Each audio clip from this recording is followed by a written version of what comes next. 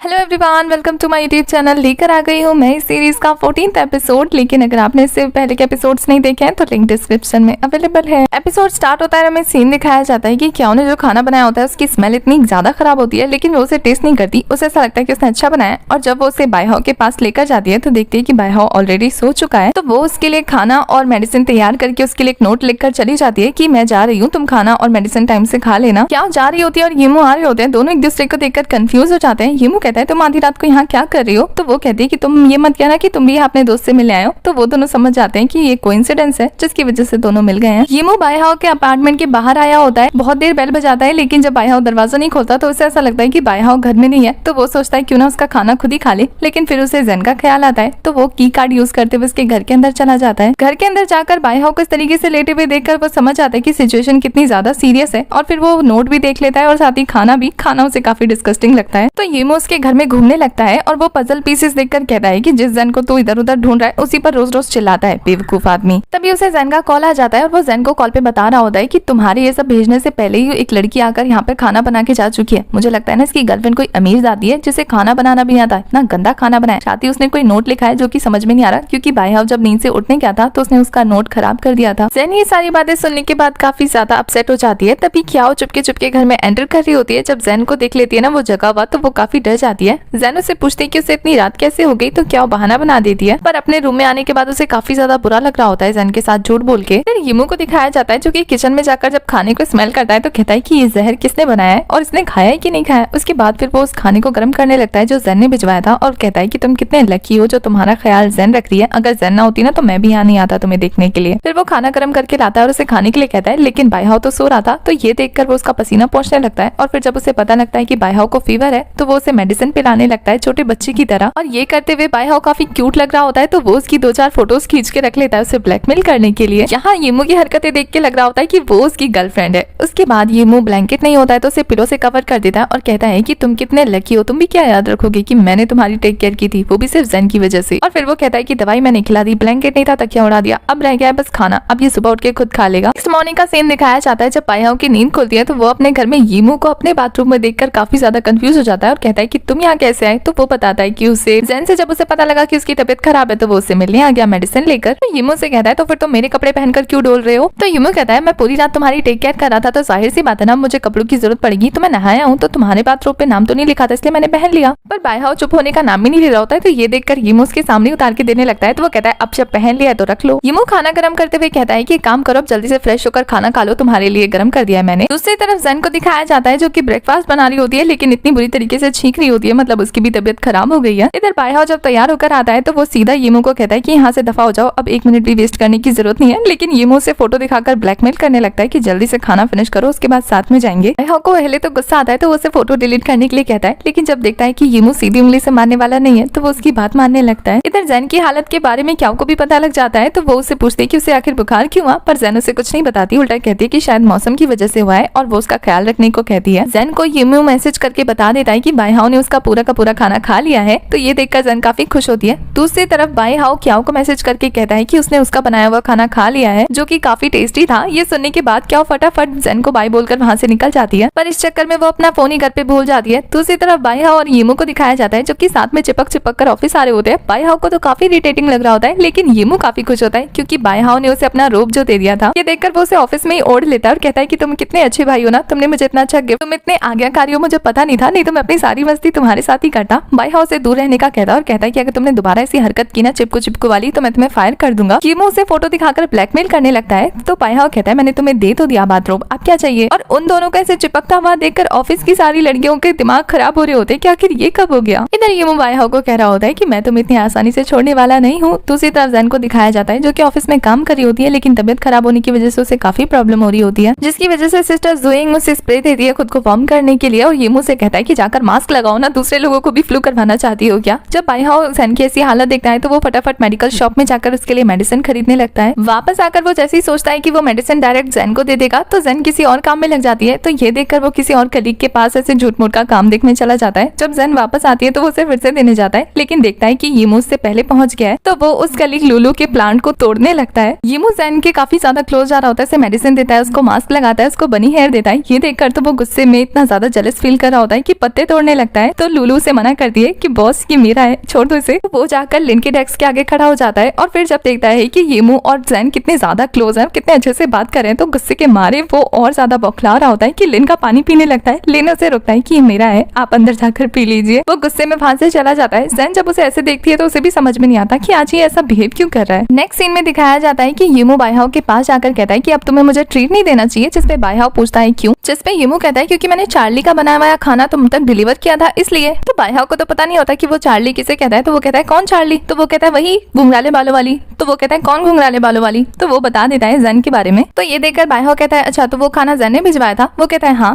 तो फिर बायहाओ गुस्सा होते हुए कहता है तो फिर तुमने उसका नाम चार्ली क्यों रखा हुआ है? हाँ, तुम दोनों इतने क्लोज हो, तुम्हारे टीचर ने तुम्हें सिखाया नहीं कि अगर तुम किसी के क्लोज नहीं हो तो उसे निकनेम नहीं देना चाहिए। वो गुस्सा करके उसके ऊपर चला जाता है वहाँ से। येमू को तो समझ ही नहीं आता कि ये गुस्सा क्यों दिखा रहा है। गुस्सा नहीं जनाब, जेलसी है ये। इसके बाद क्याओ को दिखाया जाता है जैसे बायहाओ का कॉल आता है और वो उसे मिलने के लिए होटल जाने के लिए कहता है। तो क्याओ उसे मना कर देती है कि नहीं होटल नहीं, मैं तुमसे मिलने आ जाऊंगी। ये बात बायहाओ को थोड़ी अजीब लगती है। उसके बाद ऑफिस में येमू को दिखाया जाता है। हांसे उसके क्लोज जाकर खड़ी होती है। तो येमू कहता है तुम इतने क्लोज क्यों आई हो मेरी? तो हांसे कहती है कि जैन भी तो आती है, उसको तो कुछ नहीं कहते। तो येमू कहता है कि जैन मेरी फ्रेंड है, तुम कौन सा मेरी फ्रेंड हो जो इतना क्लोज आ रही हो, दूर जाओ। ये बोलकर उसे झटक देता है। हांसे सोच रही होती है कि पीछा तो छोड़ने वाली हूँ नहीं, पटा कर तो रहूंगी। और फिर वो उसके पीछे पीछे निकल जाती है उसके घर का पता लगाने के लिए। येमू होटल पहुंचता है तो उसे ऐसा लगता है कि कोई उसका पीछा कर रहा है। तो वो चेक करता है पर वहाँ कोई नहीं होता। उसके जाने के बाद दिखाया जाता है कि सच में हांसे उसके पीछे पीछे होटल तक आ गई होती है। तो वो उसका रूम नंबर पता करवा रही होती है रिसेप्शनिस्ट से। तो वो रिसेप्शनिस्ट को कहती है कि वो येमू की बहन है। तो ये बात हमारी क्याओ सुन लेती है और क्याओ को पता होता है कि येमू की कोई सिस्टर नहीं है, ना ही कोई ब्रदर है, वो अपने मम्मी पापा का इकलौता लड़का है। तो ये बात सुनकर क्याओ फटक से आती है और वो रिसेप्शनिस्ट को उसे एड्रेस बताने नहीं देती। कहती है कि येमू नाम का कोई भी यहाँ नहीं रहता। ये सुनकर हांजुए साइड होकर चली जाती है और क्याओ रिसेप्शनिस्ट को डांटने लगती है कि ऐसे कैसे भी किसी की इन्फॉर्मेशन वो किसी को भी दे सकते हैं। इधर हांजुए जब घर वापस जा रही होती है तो उसे डायरेक्टर मिल जाती है और डायरेक्टर से पूछती है कि वो वर्किंग टाइम पे यहाँ पे क्या कर रही है। तभी उसे येमू जाता हुआ दिख जाता है। तो डायरेक्टर को पता लग जाता है कि वो येमू के पीछे पीछे यहाँ पर आई है। डायरेक्टर फिर से उसे डांट कर अपने साथ ऑफिस ले जाती है। दूसरी तरफ हमें बायहाओ और क्याओ को दिखाया जाता है जो कि शॉपिंग करने आए होते हैं। उसी बीच में क्याओ को एक ब्रेसलेट काफी ज्यादा अच्छा लग रहा होता है। तो बायहाओ से वेट करने का बोलकर कहीं चला जाता है। क्याओ उसका वेट कर रही होती है। बायहाओ उसके लिए एक ब्रेसलेट लेकर आया होता है। जब उसे पहनाता है तो क्याओ को काफी ज्यादा अच्छा लगता है। उसके बाद हमें एडिटर का सीन दिखाया जाता है जहाँ हांसे सॉरी बोल रही होती है एडिटर को और कह रही होती है कि मुझे जॉब से मत निकालना प्लीज, अब मैं किसी अमीर लड़कियों को पटाने के बारे में नहीं सोचूंगी। तो एडिटर कहते हैं कि ये सेकंड टाइम है जब मैं तुम्हें माफ कर रही हूँ और मैं चाहती हूँ कि अगर तुम किसी को प्यार करो तो दिल से करो, पैसा देखकर मत करो प्लीज। तो वो भी समझ जाती है, पता नहीं ये सुधरेगी या नहीं सुधरेगी। दूसरी तरफ क्याओ को दिखाया जाता है जो कि बायहाओ के साथ काफी मस्ती कर रही होती है। वो फाउंटेन के पानी के आसपास काफी अच्छे से बच्चों की तरह खेल रही होती है। पानी से खेलते हुए क्याओ भूल जाती है कि वो जैन का कैरेक्टर प्ले कर रही है। तो वो बातों बातों में कह देती है कि उसे रेन काफी ज्यादा पसंद है, वो जब छोटी थी तो बहुत पसंद था उसे। बायहाओ बचपन वाली जैन को याद करते हुए कहता है कि बचपन वाली जैन के बाल खराब हो जाते थे इसलिए उसे रेन पसंद नहीं था और ये उन दोनों के बीच का सीक्रेट था। तो वो इसी बारे में क्याओ से पूछता है तो क्याओ टाल देती है और कहती है कि मैं बड़ी हो गई हूँ ना तो अब मुझे रेन पसंद है क्योंकि मेरे बाल अब खराब नहीं होते, वो सीधे हैं। तो ये देखकर बायहाओ समझ जाता है कि वो बड़े होकर काफी ज्यादा चेंज हो गई है। तो क्याओ उसे टालने के लिए कहती है कि तुम्हारा गिफ्ट काफी अच्छा है, पर बायहाओ के दिमाग में तो बैठ चुका था। वो दोनों रोड क्रॉस कर रहे होते हैं तब भी बायहाओ नोटिस करता है कि जैन ने ग्रीन लाइट होने पर सेफ नहीं चलाया और ये चीज उसे फिर से अजीब लगती है। उसके बाद क्याओ को दिखाया जाता है जो कि अकेले में सोच रही होती है कि एक बार जैन ने भी उसे ऐसा ही ब्रेसलेट गिफ्ट किया था, ज्यादा महंगा नहीं सस्ता सा, और ये दोनों उसकी लाइफ में कितना मैटर करते हैं। दूसरी तरफ हमें एडिटर को दिखाया जाता है जो कि अपने भतीजे से बात करते हुए कहती है कि आज तुम्हारी आइडेंटिटी रिवील होते होते रह गई थी। और इधर हमें तीनों लड़कों को दिखाया जाता है ऑफिस के जो कि तीनों फोन पे लगे थे। तो हमें पता नहीं लगता कि आखिर उनका भतीजा है कौन। लिन को दिखाया जाता है जो कि काफी एक्साइटेड होकर अनाउंसमेंट करता है कि डिवाइनर नाम के एक राइटर ने फिर से एक न्यू बुक पब्लिश की है। ऑफिस के सभी लोग काफी ज्यादा एक्साइटेड हो जाते हैं क्योंकि डिवाइनर काफी फेमस पब्लिशर था, लेकिन वो मेल था या फीमेल था ये अभी तक किसी को पता नहीं लगा। वो सभी उसके लिखे हुए बुक्स के बेसिस पर एक अंदाजा लगाते हैं कि वो मे बी शायद एक लड़की होगी जो कि 40-50 साल की होगी क्योंकि उसे कलर्स के बारे में काफी ज्यादा नॉलेज है। तो वो सभी डिस्कस कर ही रहे होते हैं कि तभी सिस्टर जुइंग उसके पास आती है और कहती है कि तुम्हें नहीं लगता कि वो डिवाइनर राइटर हमारे बीच में से कोई एक हो सकता है, क्योंकि जो उसकी लेटेस्ट बुक है उसके कैरेक्टर हमारे ही ऑफिस से मिलते जुलते लोगों का है। तो वो लोग सोचने लगते हैं कि कौन हो सकता है। तभी उनकी नजर एडिटर पे जाती है जो कि 40 साल की थी और वो एक लड़की थी। तो वो सभी सोचते हैं क्यों ना वही होगी और फिर सब हंसते हंसते अपनी सीट पे चले जाते हैं। एडिटर को लगता है कि सभी उनकी ब्यूटी की तारीफ कर रहे थे, इस वजह से आज का मौसम थोड़ा सा अजीब है ऑफिस का। एडिटर की हरकतें देखकर सबको लग रहा होता है कि हाँ यही वो राइटर हो सकती है। जब वो ऑफिस से बाहर जा रही होती है उनकी मुलाकात जैन से हो जाती है और जैन का हेयर स्टाइल देखकर वो फिर से उसे टॉन्ट करती है कि मैं इतनी खूबसूरत एडिटर हूँ तुम्हारे ऑफिस की, तुमने अभी तक अपना लुक चेंज नहीं किया, जल्दी से लुक चेंज करो। जैसे कि जैन कितना ही सुनने वाली थी। जैन सबके लिए खाना लेकर आई होती है और वो सबको सर्व कर रही होती है। तो ये देखकर येमू कहता है कि तुम्हें जुकाम है और तुम चाहती हो सबको हो जाए, तो एक काम करो खाना खुद सर्व मत करो, सबको करने दो। ये बात जैन काफी सीरियसली ले लेती है और वहाँ से खाना खाए बिना चली जाती है। ये बात यीमू को काफी खराब लगती है कि उसने उसे ऐसे बोला और वो सच में मानकर चली गई, खाना भी नहीं खाया। वो थोड़ा सा सैड हो जाता है और इसी के साथ हमारा ये वाला एपिसोड जाता है खत्म।